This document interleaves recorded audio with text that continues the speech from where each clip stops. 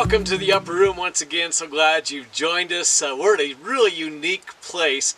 It's a town called Marble, Colorado, and it's at the southernmost part of the valley of the Crystal River, and it is such an amazing place. There's just natural marble everywhere, and for years they've used this marble to be shipped back to Washington, D.C. and other places where there are monuments and memorials where they carve it out. And, you know, I came here as a kid and it's still amazing. We're actually in kind of a yard here where they do some of the carving of that marble. And it's such a fun place. It's right by the Crystal River. And we're coming to you on kind of a dreary day. I wish it was brighter for you to see the brilliance of this white marble behind me. But I think you get the point. So the Crystal River Valley is a beautiful place. We're actually, as the crow flies, just maybe 10-15 miles from Aspen, Colorado. This valley is the location of a movie that was filmed here 26 years ago by the name of Tall Tale. And they called it not the Crystal River Valley, but in the movie they call it Paradise Valley. It starred Patrick Swayze and he was Pecos Bill. And it's about a kid who's about 12 years old by the name of Daniel. And his father has told him tall tales of people like Pecos Bill and John Henry and Paul Bunyan and his blue ox. The bottom line of the movie is that Daniel, the 12-year-old, doesn't like where he lives in Paradise Valley, and he doesn't believe the stories his dad tells him. And he says, I need proof. I kind of like to call that tall tale syndrome, because he thinks they're tall tales, that these people could not have existed. And that tall tale syndrome comes into play in the upper room where we are today. The tall tale syndrome, in my mind anyway, is the idea that I don't believe it, I'm going to need some proof, and I'm not going to be satisfied till you show me some proof. All right, so it's a great connection with this valley, and I'll show you, some pictures of this valley on a nicer day than today. But I wanted you to see that here in Marble, it's a very cool setting. And actually, years ago, Christy and I came when our kids were very young. I got to tell you the story. As we were leaving, we had the kids grab some marble, just small pieces, to take home with them. And we were starting to leave the town, and unfortunately, Christy and I both saw a sign that said you cannot take marble beyond this sign. And we had a decision to make. We looked at each other and said, man, it would be cool for our kids to have some marble, the kind that they carve and send to monuments and memorials in our nation's capital. And we talked about it, and in the end, we made the kids throw the marble out of the car. We look back at that time and say, that's kind of no big deal, but it was a huge deal. We were kind of young in our marriage and our family life, and we decided, you know what? We are going to live with integrity.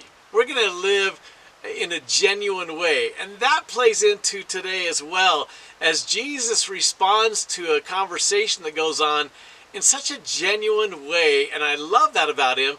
And so this place is special because we have that memory, and it ties together. So we're in John chapter 14, and we spent that time on verse 6. I am the way, the truth, and the life. No one comes to the Father except through me. And then last lesson we got into verse 7. And in verse 7, Jesus says, if you had known me. Do you remember that? If you had known me. And it posed the question, what if he said that to us? What if we really never knew him? What if we just did religious things or good things or moral things our whole life, even attended church, but we never knew Jesus? And he said, if you knew me, you'd know my Father as well. And now in verse 8, Philip, one of the disciples, speaks up. Now Philip never speaks up. I mean, it's always Peter, right? Sometimes John, but Philip speaks up, and what he says here and Jesus' response is going to be our focus. And so that's what happens in verse 7. Now let's move on to verse 8. Philip said, Lord, show us the Father, and we will be satisfied. Okay, I want to hang with that verse for a little bit here because it's really key to what we want to talk about. Philip still says, I know you say that if we've seen you, you've seen the Father. Not enough for me. I'm not satisfied. And he really begins to doubt Jesus, right? And he not just doubts, but as we're going to see in a moment, he now lets that doubt kind of grow, that seed of doubt grow into something kind of ugly. And what's ugly about it is it's not enough to doubt for some of us, and for Philip, he now wants to demand something of Jesus. You must now do something for me. I won't be satisfied till you do something for me. And so he demands that Jesus show the Father. This is really interesting because they're in the upper room, and later Thomas, you might remember Thomas, for whom he's given the nickname the doubter. This is what happens with Thomas in John 20:24. Now Thomas, known as Didymus, one of the 12, was not with the disciples when Jesus came back into the upper room after he had risen from the dead. Verse 25 says, so the other disciples told him, we have seen the Lord. But he said to them, unless I see the nail marks in his hands, and put my finger where the nails were, and put my hand into his side, I will not believe. So it starts with Philip. And ironically, after the resurrection, Thomas picks up that mantle of doubt and he says, I'm not going to be satisfied until it's proven to me, until I can handle the wounds of Jesus, put my hand in his side, see his wrists, his feet. I will not be satisfied. Don't you find it interesting that what Philip started in the upper room comes full circle back to Thomas, and Thomas becomes famous for his doubting, and he also basically is making a demand. I demand that you get Jesus in front of me, and I demand to be able to touch him. So discussion question time. Is doubt a problem? Is doubt a problem? We all doubt, don't we? Is doubt a problem? If it is, why is it a problem? If it's not, why is it not a problem? I want you to spend just a little time talking about that.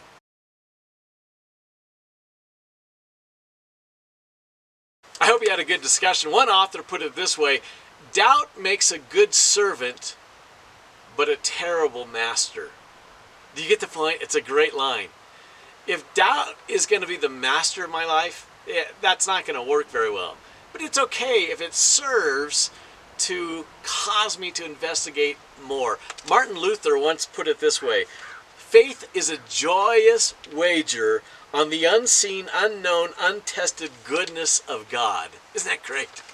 It should be a joyful thing that we say, we believe even though we can't see you, we can't touch you, we believe. We're going to bet our lives on the fact that you are real, God. And that becomes a real question. I just saw a study that was done this morning, actually, before we left on this little jaunt. A study that shows that millennials, by a percentage of like 53%, I think it was. It might have been 45. I should have brought it with me. But a large number of millennials now don't believe there's a God and don't even care whether there's a God. Isn't that interesting? Not only do they not have the faith to say, well, there might be a God, they don't even care. So Philip is right there. He cares, but he still says, but I'm going to demand that you give me some more proof. And so in the latter part of the 19th century, a guy by the name of William Clifford came along and said, you should probably doubt everything. But it was Thomas Huxley who actually was the inventor, if you will, the originator, the author of the idea of agnosticism. And it was Thomas Huxley who basically said that we should totally refuse to commit to anything unless we can see it and touch it. Agnosticism. I think my grandpa was an agnostic, actually. It's not that agnostics say there is no God. They just say, I doubt it. I don't really believe in anything. Shortly thereafter, a guy by the name of William James came along, and he was a philosopher, maybe a mathematician, and he believed, in fact, I think he was the father of psychiatry in America, but he believed that you should question things, but only if three things do not exist. And let me show you what these three things are. It's really fascinating. He said, you can question things unless, number one, you have no other options. This is the only option you have. Then you got to stop questioning it. Number two, when the stakes are momentous. When the stakes are momentous. I would say, wouldn't you, that whether or not we spend eternity with God or without God, in hell or in heaven, those are pretty momentous stakes. And then number three, he said, when we must make a choice. Doesn't that sound like Jesus? Jesus tells us the stakes are momentous and you must make a choice. Remember the narrow road and the wide road? You get to choose. You must choose which path you go on. We went back to Psalm 1 to hear that from David, and then Jesus reiterated it in Matthew chapter 7. So I don't know about you, but I think William James has a point that we really need to consider those three items before we say, I'm just going to doubt everything. I don't have to come up with a real idea of anything. I think it was British theologian Leslie Newbigin, and that's a guy, by the way, not that today anyone really would know or care, but he came up with the idea, why don't we always say blind faith and honest doubt? Why don't we ever say blind doubt and honest faith? That struggle between faith and doubt has been around for a long time, hasn't it? So what we get, at least what I get from what Philip said, is this: Jesus, prove thyself. You must prove thyself. And you must satisfy me by showing me the Father. So here's a key point that I want you to take home today, and that is this: when doubt of Jesus gives rise to demand, you are way out of your league. All right? You can doubt a lot of things, but if you're going to doubt Jesus, which is okay, but if that gives rise to demand of Jesus, Jesus, you've got to prove something to me, you are way out of your league. I am way out of my league. Now think about the significance of that. How often do you, maybe not outright demand of Jesus, but subtly demand things of Jesus, subtly demand things of God? You know, Lord, well, you said this, so I want to see this. I think, Father, I'll believe if you prove to me, and you demand of Jesus what Philip basically was demanding. I want to tell you that making demands of Jesus, I believe, is foolishly arrogant and audacious. And it's probably, again, that is the place where we need to draw a line. Doubt him, okay. Demand of him, be very careful. Now, why do we do that? I think sometimes we just live as though, you know, there's things that we really believe, and there's things we're supposed to believe. So we tell people, well, I believe that because I'm supposed to believe that, whatever that is, that Jesus is the Son of God, that he is the head of the church, that, you know, he has purpose for my life. I'm supposed to believe that. But if there's a gap between what I'm supposed to believe and what I really believe, I think it's in that gap that sometimes we start to make demands of Jesus. A Lutheran church many years ago decided it was time to switch how they printed up their liturgies in their bulletin, and so they went from just typing it out to putting it into a computer. So all they had to do was bring that same, you know, form up in their computer and just change out the names of whatever they were wanting to print. And so as the story goes, they had switched out, you know, the names once in a while, depending on, you know, a funeral. And for this particular funeral they were going to have, they're going to use the creed. And so the computer switched out Mary for Edna, because it was a funeral for Edna. And so when they read from the Apostles' Creed, it read this way: that they believed in Jesus Christ, who was conceived by the Holy Spirit and born of the Virgin Edna. See, sometimes it doesn't work just to say, I believe something.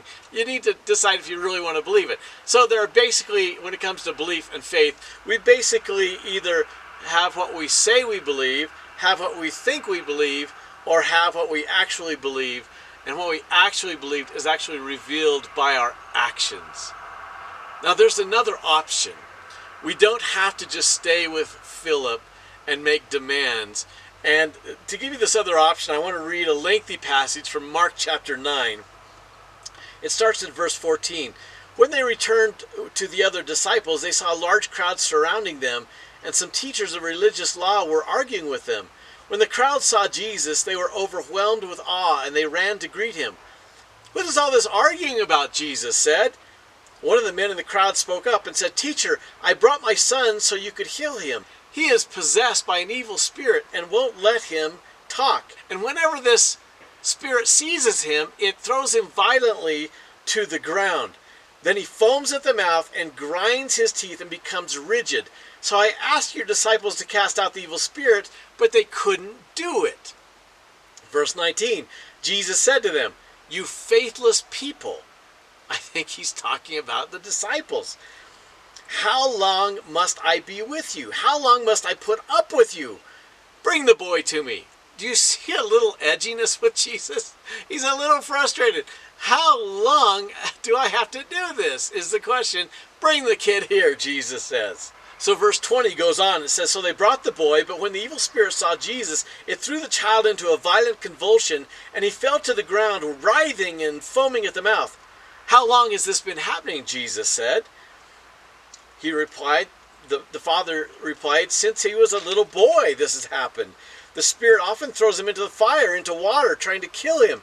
Have mercy on us and help us if you can." Hear that? Help us, Jesus, if you can. Look how Jesus responds.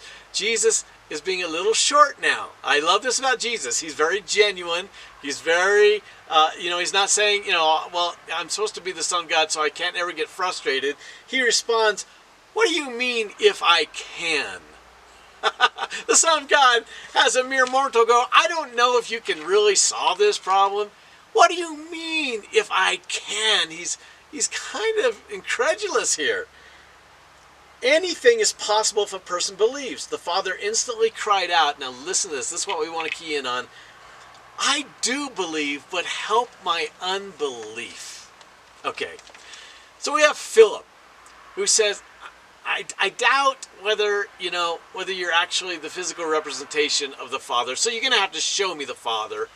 And I now demand that you do that, and I expect you to do that. And I'm going to be frustrated if you don't. I'm not going to be satisfied. So you have that take on faith and on doubt. And now you have this guy. I'm going to propose to you that none of us have perfect faith. None of us always believe that God is always going to work in the perfect way at the perfect time. Maybe some of you are out there. For me, I have my doubts sometimes. Is God going to work in this way? Is he going to solve this issue? Are things in this culture actually going to turn out the way he says they will turn out? So you have Philip on one end, but somewhere in the middle is this guy who says, "I believe, but help my unbelief." Doesn't that speak to you? That's me. I believe Jesus, but there is still some part of me that struggles to be fully confident, and I need your help. So here are your options. Of course, ultimately we desire to always have faith, always believe, have ultimate confidence, never worry, never doubt. But the reality is, if you're human, and I think I'm talking to a lot of humans out there, you have two options. One is, I doubt, and so I'm going to make demands. There's another option, and that option is to acknowledge that I struggle with belief. I have belief, but I struggle still, and then make an ask. When I say make the ask that this guy makes is for help. All right, so don't know where you're at in this whole scheme of things. James chapter 1, verse 5, the brother of Jesus says, ask for wisdom. Ask for wisdom. If you lack it, ask for it. Wisdom really is tied in with faith. Wisdom is the ability to see down the road, probably, that God is going to take care of things. Ask for wisdom, and it will be given to you, James says. And so, of course, ideally, we get to the place where we always trust God. We always believe everything will turn out the way he wants it to. We never doubt anything. We never worry. We're never anxious. But most of us, okay, for those of you that are there already, congratulations. I can't wait to get there. But for most of us, we're somewhere, I think, between Philip and this father. So the two options, and we're probably in between there someplace, the two options are, I doubt, and so I'm going to demand. Okay? And again, that demand can be very subtle. It's not always out and out, shake our fists at God. But then on the other side of that is this father who is so honest and so genuine. This statement is so genuine. It's, I believe, but I need more help. And so you have those two things. Doubt, demand, acknowledge that I lack some faith, I lack some belief, and make the ask for help from Jesus. So that prompts us into the next discussion question, and that is this. Of those two options, where are you? Where are you on that scale? And again, I hope some of you maybe, oh, this is a foregone conclusion. I never doubt. I never demand of God. I'm always good with everything that goes on in my life. But my guess is most of us are somewhere between those two places. And I'd be interested to have you talk about that.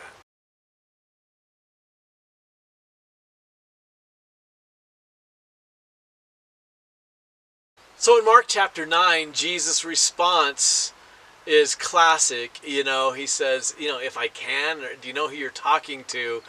And now he responds to what Philip has to say, and that's what I want to get into now.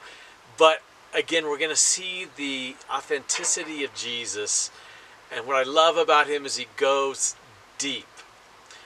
There was a guy who worked for Stalin for his militant, godless movement, and his name was, I'm going to have to read it because it's not your typical name.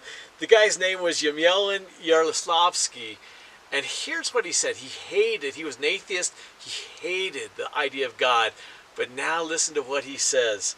Christianity is like a nail. The harder you strike it, the deeper it goes. Isn't that great? It's true. The harder you strike Christianity, the harder you strike at Jesus, the more you doubt him, the deeper he will go. And he goes very deep now with all the disciples in terms of what Philip just said, making a demand that we will not be satisfied. I will not be satisfied until you do what I want done. So that was verse 8. Now let's pick it up in John 14, verse 9, and read Jesus' response. Jesus replied, have I been with you all this time, Philip, and yet you still don't know who I am? Anyone who has seen me has seen the Father. There's that claim to being divine, to divinity. So why do you ask me to show him to you?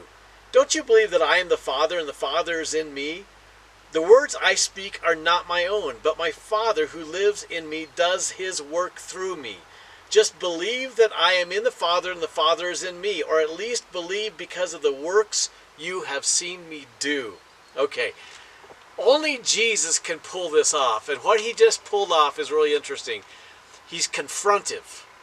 He's confrontive. Those of you and those of us who believe that confronting people or an issue, but especially confronting somebody, is not Christ-like, you are not getting Jesus. Jesus confronts them. And he says 2 or 3 times, the Father's in me, I'm in the Father. That's kind of foreshadowing for what will come when the Spirit comes, right? The Spirit comes into us. But he's confrontive and he's also compassionate. What do I mean by that? He flat out says, I can't believe, after all the time I've spent with you, we have walked for miles and you have experienced everything, and I can't believe you won't believe what I'm saying. That the Father is evident by my life. So he's confrontive. Don't miss that. But he's also compassionate because he goes on to say, okay, let's cover this again. He's going to talk about his words. He's going to talk about his works. And then ultimately, we're going to get to the will. All right? Jesus did this with Thomas as well. Remember when Thomas again was saying, unless I touch him, not believing? Well, it all catches up to him when Jesus sees him in John 20, verse 26. A week later, his disciples were in the house again, and Thomas was with them. Though the doors were locked, Jesus came and stood among them and said, peace be with you. That's that old conversation we've had before about how he had a transformed body, and he didn't open the door and walk in. He just passed through the wall. Then he said to Thomas, put your finger here. See my hands. Reach out your hand and put it into my side. Stop doubting and believe. Very confrontive, right? And yet compassionate. Instead of saying, I probably would have said, Thomas, I'm sick and tired of it. Out. You're not one of our group anymore. You're not with us. You're not in our community anymore. Out of here. Instead of saying that, he says, okay, put your hand here. Touch my wounds. He confronts him, but he's compassionate. And that's when Thomas says, "My Lord and my God." Jesus' confrontation and his compassion combine to touch us in a very deep place. Jesus is very deep. He's not shallow. He's not, hey, it's okay if you don't believe. It's all right. Man, he goes to the heart. He says, you should by now get this, but I'm going to be compassionate and bring you along. The response is, "My Lord and my God." That's where we want to end up. Jesus is Lord. He is God. There's no doubt about it. Okay, we've talked about that, but he says it himself right there. Thomas acknowledges the obvious. So again, he talks about his words. Let's look at that again. Verse 10, "The words I speak are not my own, but my Father who lives in me does his work through me." John 7, verse 15 says the same thing. "The Jews were amazed and asked, 'How did this man get such learning without having been taught?' Jesus answered, 'My teaching is not my own. It comes from the one who sent me.' John chapter 12, verse 48. "There's a judge for the one who rejects me," Jesus says, "and does not accept my words. The very words I have spoken will condemn them at the last day. For I did not speak on my own, but the Father who sent me commanded me to say all that I have spoken." Do you get that? Every word, every syllable that comes out of Jesus' mouth, from his lips, from his tongue, he says, came from the Father. Can you imagine being able to say that? I don't say a word without the Father telling me to say it. That's what he just said. I know that his commands lead to eternal life. So whatever I say is just what the Father has told me to say. Okay, one more discussion question. What are the words that Jesus spoke that have led you to believe that those are the words of God the Father? Can you think of some words, some statements, some ideas that Jesus spoke?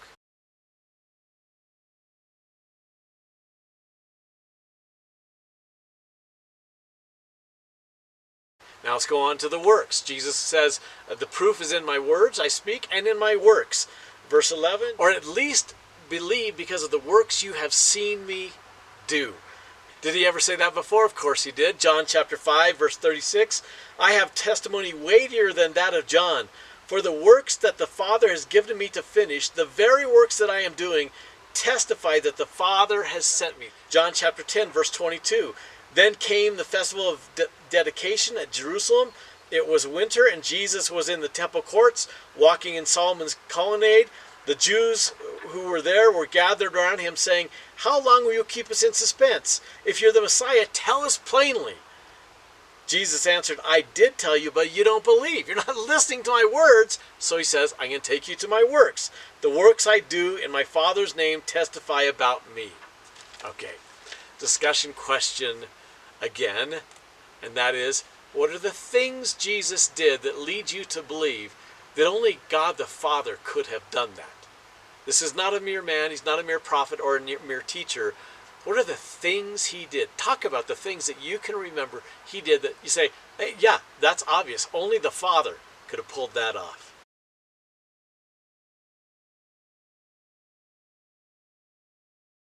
So Jesus responds by confronting Philip and the rest of the disciples, and he says, check my words out, check my works out. They testify that the Father's in me, I'm in the Father, we're one, we have that community. And now he finally ends with the will. The will.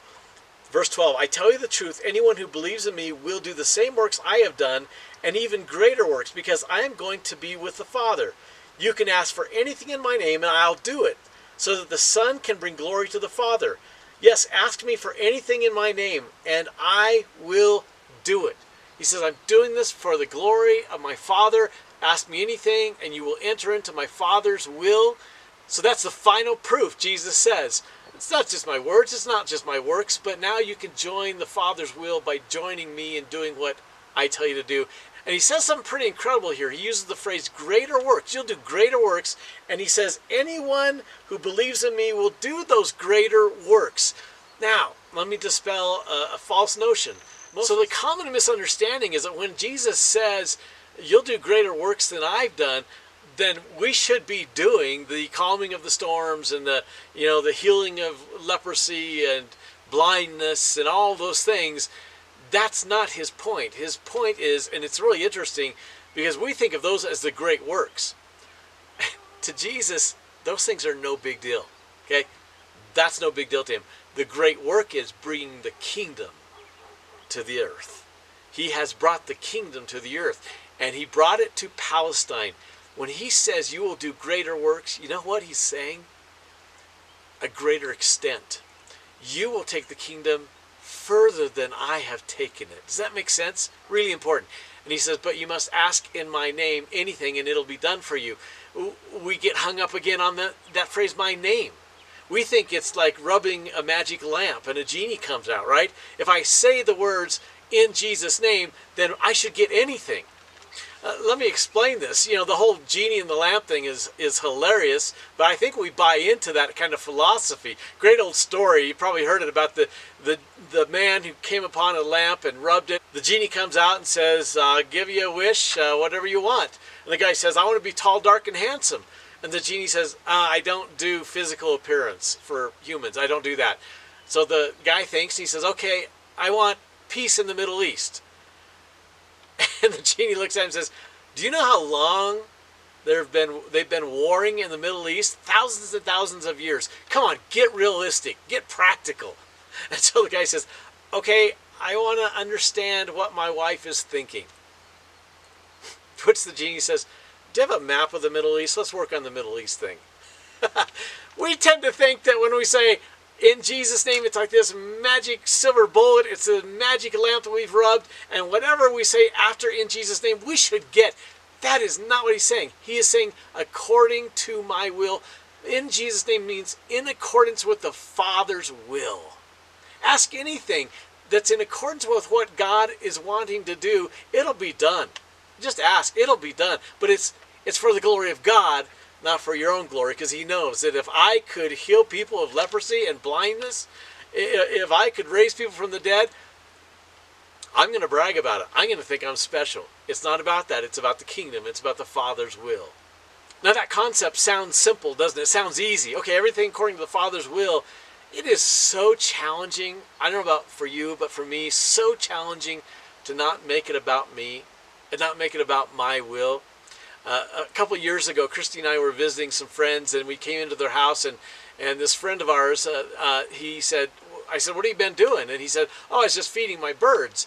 And I said, you have birds, like in a cage? I've never seen you have birds in a cage. He goes, oh, no. These are Orioles that come up from South America. I said, and they're your birds? He goes, well, I think of them as my birds. He goes, it's very cool. When I feed them, they come and they take care of all the wasps.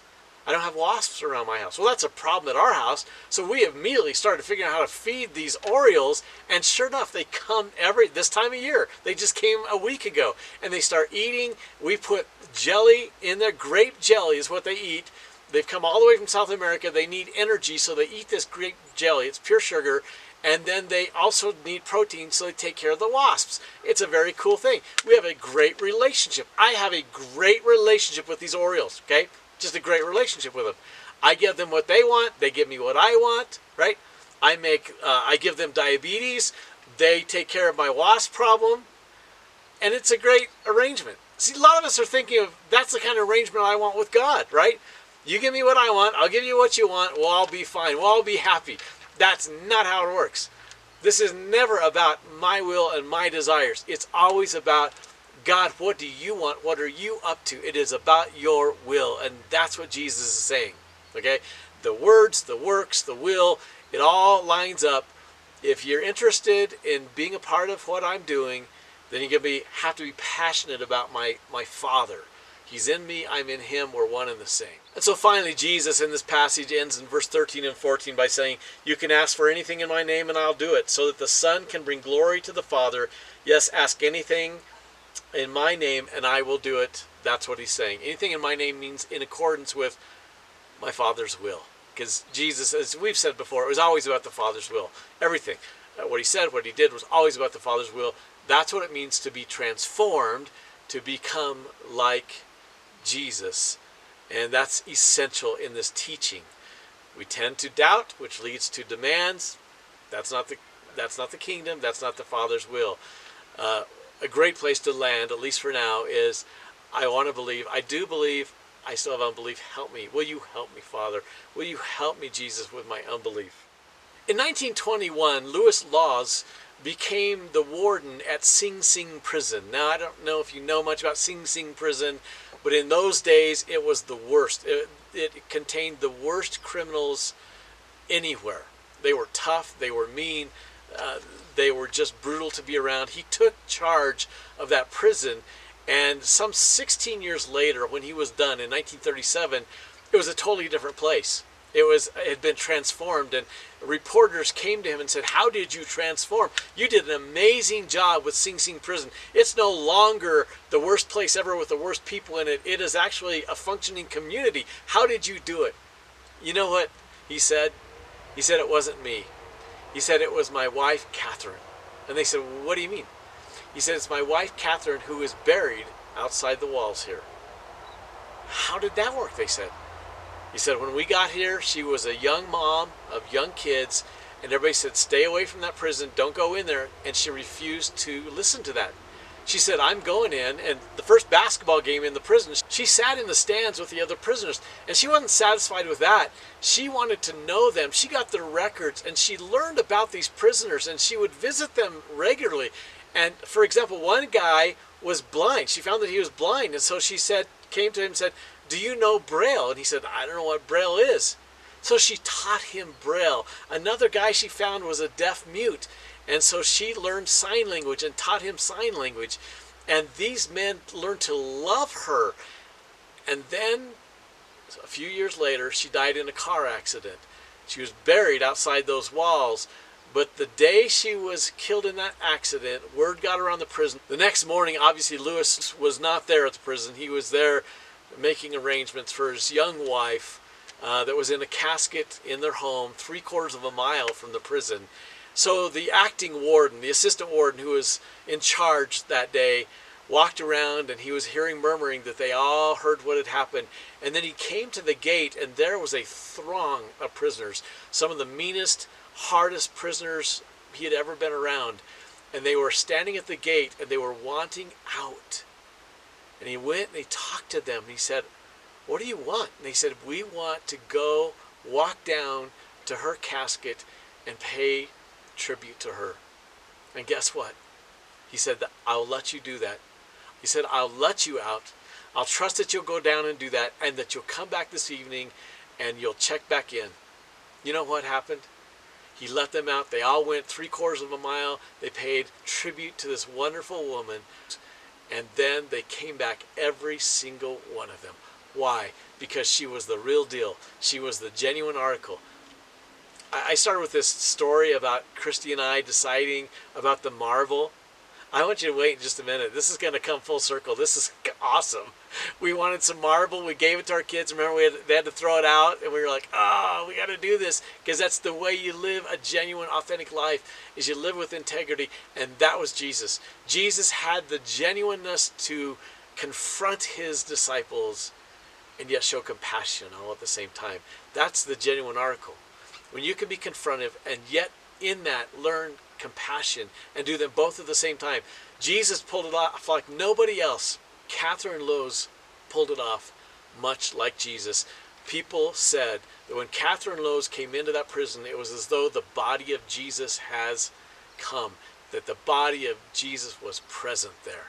I told you in the very beginning that we are in this valley called the Crystal River Valley, and it's got a great view of what's called Chair Mountain, and that movie, Tall Tale, was such a great setting there for that movie. It's a Disney movie, by the way, and young Daniel doubted his father, but in this movie he meets these different legends. He meets John Henry and Pecos Bill and Paul Bunyan.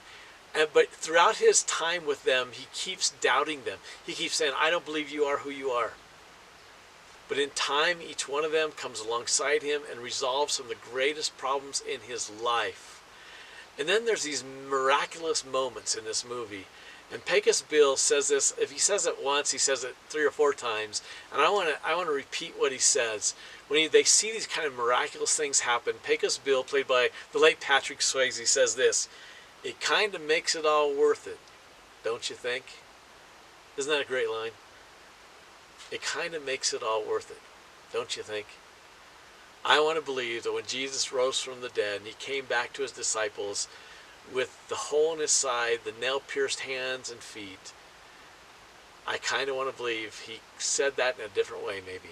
It kind of makes you think it's all worth it, don't it? I pray that you are on the journey of being transformed from a person who doubts and then demands from Jesus to a person who says, I believe, but I need help, Jesus, with my unbelief. So I told you the story of how 20-some years ago, Christy and I had the young boys with us, and how they picked up pieces of marble like this, and we saw the sign, and then we had to throw them out.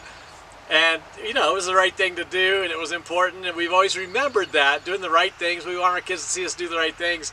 So here we are all these years later. The place where we were filming is actually owned by a guy who does these sculptures.